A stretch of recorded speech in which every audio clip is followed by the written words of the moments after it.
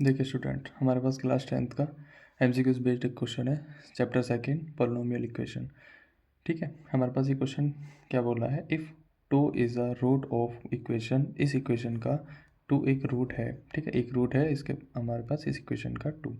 And second equation आपके पास ये है, हैज़ द इक्वल रूट्स, इस इक्वेशन के इक्वल रूट्स हैं।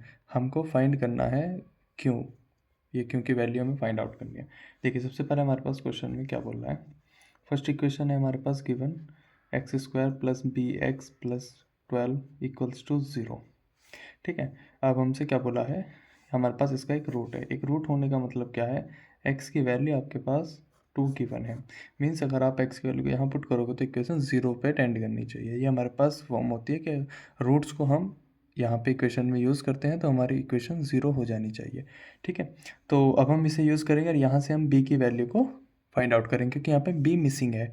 अगर बी की वैल्यू पता होती तो हम इस पूरी इक्वेशन को 0 पे टेंड करके वेरीफाई करते हैं। देखिए, तो यहाँ पे हम 2 पुट करते हैं, एक्स की जगह हम क्या पुट करना है, हमें 2 पुट करना है। ठीक है, एक्स को रिप्लेस करके 2 पुट करना है। तो ये कितना हो गया आपके पास, इक्वल्स टू 0 चलेगा ये इक्वेशन में। तो यहाँ पे कितना हो गया, 4 plus 2b plus 12 equals to 0। तो आप इन्हें ऐड कर लीजिए, कितना हो जाए आपके पास, 12 plus 4 is 16 plus 2b equals to 0। ठीक है, 16 को इधर भेज दीजिए इक्वल्स टू के साइड, तो साइन चेंज हो जाएंगे, -16 हो जाएगा। और देन आपके पास b की वैल्यू क्या हो जाएगी, -16/2, 2 आपका डिवाइड में आ जाएगा। तो b की वैल्यू हमें क्या आ चुकी है, -8। ठीक है, अभी हमारे पास फर्स्ट स्टेप कंप्लीट हुआ है, हमने अभी b की वैल्यू फाइंड आउट की। अब हमें क्या फाइंड आउट करना है, क्यों फाइंड आउट करना है। b तो हमें फाइंड आउट नहीं करना था, जबकि b भी ऑप्शन में है 8, पर आपको -8 पे नहीं जाना, आपको क्या फाइंड करना है, क्यों। तो सेकेंड इक्वेशन की बात करते हैं। तो सेकेंड इक्वेशन क्या बोलती है, सेकेंड इक्वेशन हमारे पास है x square plus B x plus q equals to 0। ठीक है, तो अब हम इसे यूज़ करते हैं यहाँ पे। और हमारे पास सेकंड इक्वेशन में क्या गिवन है, हमारे पास कंडीशन है कि ये इक्वल रूट्स हैं। इक्वल रूट्स की कंडीशन क्या होती है, अगर हम क्वाड्रेटिक इक्वेशन का फॉर्मूला पढ़ते हैं तो हमारे पास फॉर्मूले में डी होता है। पहले मैं एक बार फॉर्मूला लिख देता हूँ। चलो पहले मैं डी के बारे में बताता हूँ। डी क्या होता है आपके पास, डिस्क्रिमिनेंट। डी आपके पास क्या होता है, डिस्क्रिमिनेंट। ठीक है, ये क्वाड्रेटिक इक्वेशन में टर्म यूज़ होती है आपके पास। देखिए एक्स की वैल्यू हमारे पास क्या है, फॉर्मूला क्या होता है हमारे पास, X equals to -b plus minus √t divided by 2a।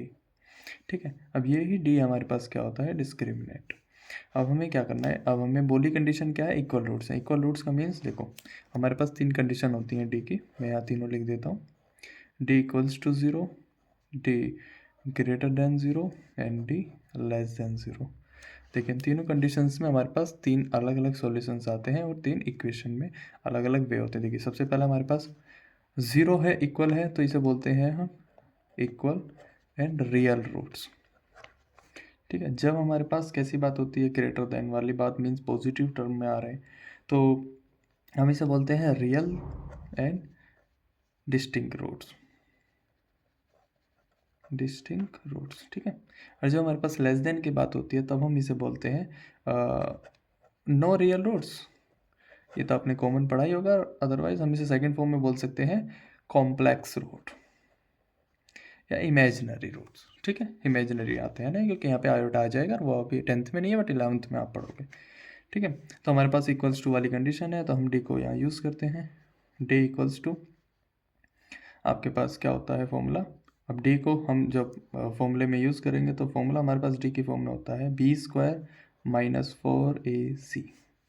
ठीक, तो इस इक्वेशन के हमारे पास ए बी सी क्या है, ए है इस इक्वेशन का हमारे पास 1, क्योंकि यहाँ पे कुछ नहीं है तो मीन्स मल्टीप्लाई में 1 होगा।